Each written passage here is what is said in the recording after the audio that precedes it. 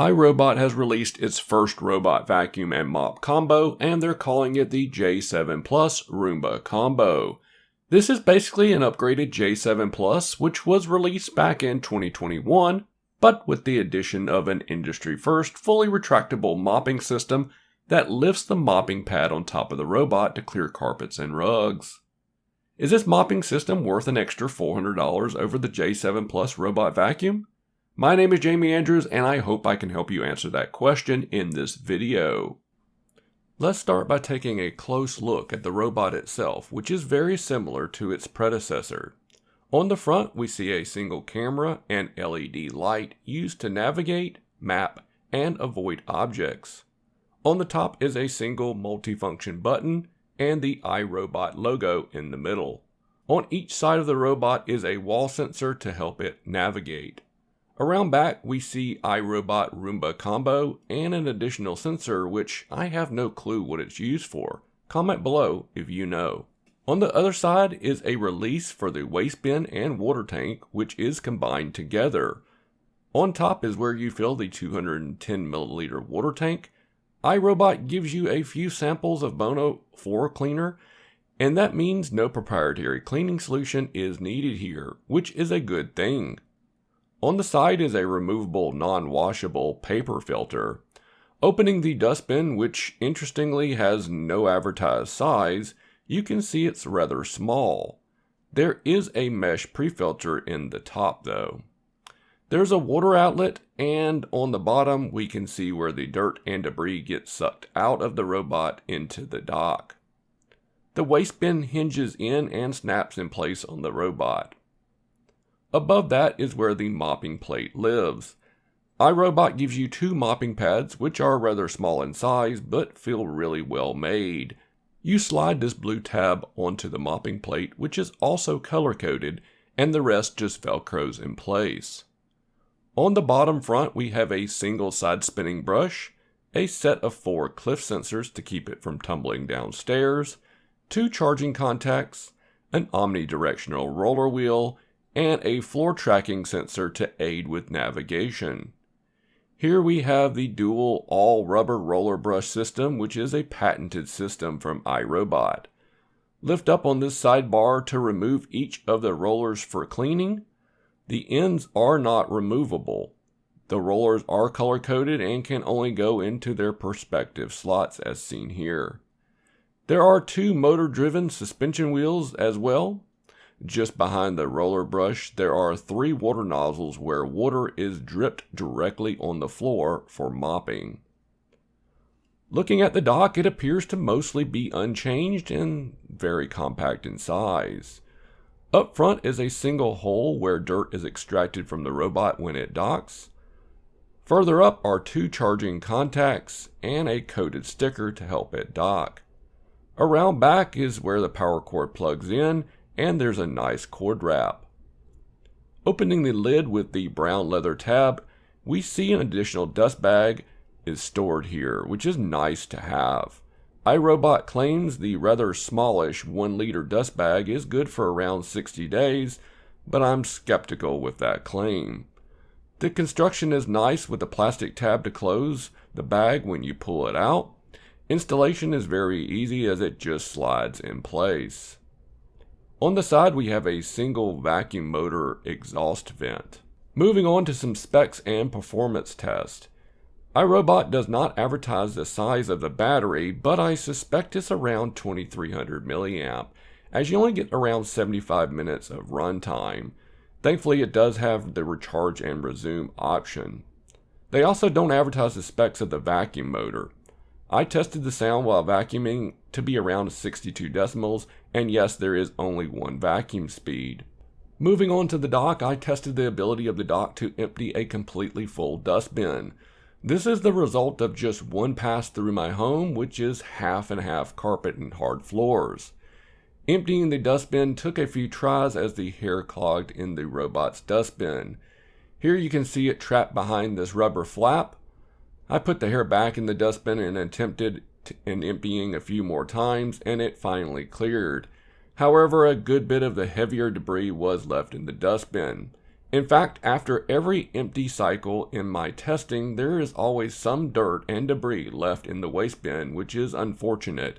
But even more unfortunate is the sound this dock makes when emptying. I recorded 94 decibels from 4 feet away, which is over 10 decibels higher than that I have tested on other docks.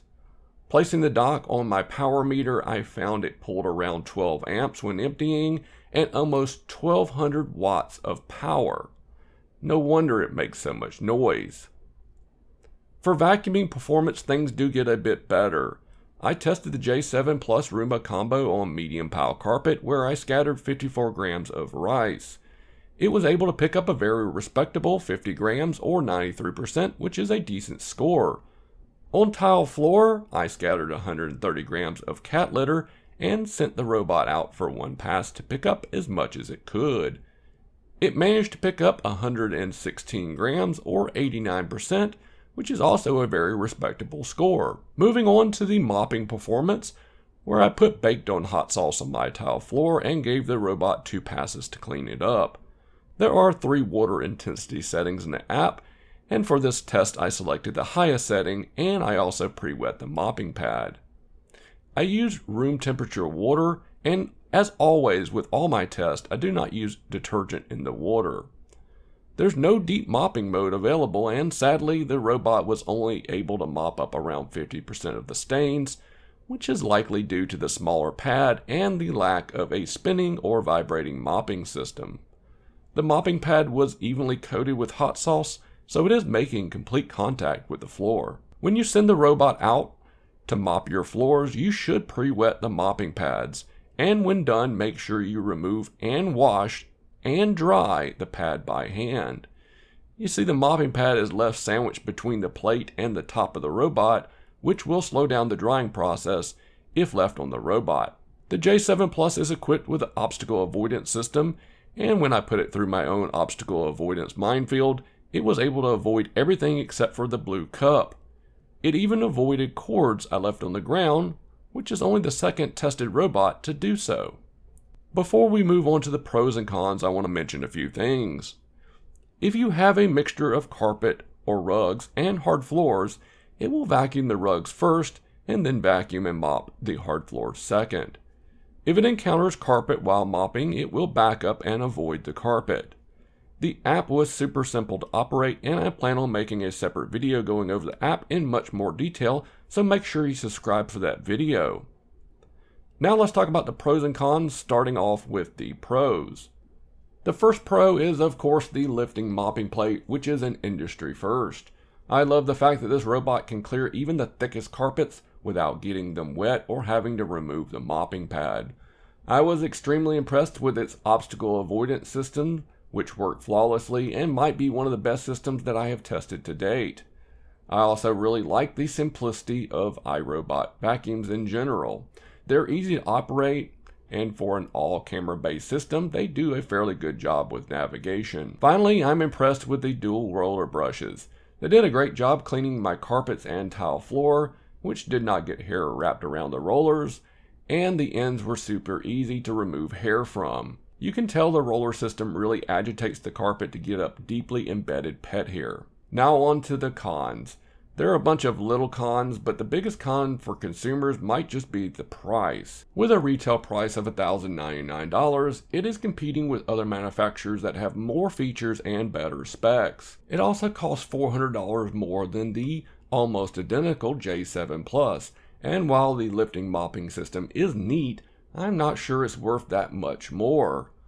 While other manufacturers drip water directly on the mopping pads, iRobot chose to drip water directly on the floor just in front of the pad, and this causes a few issues.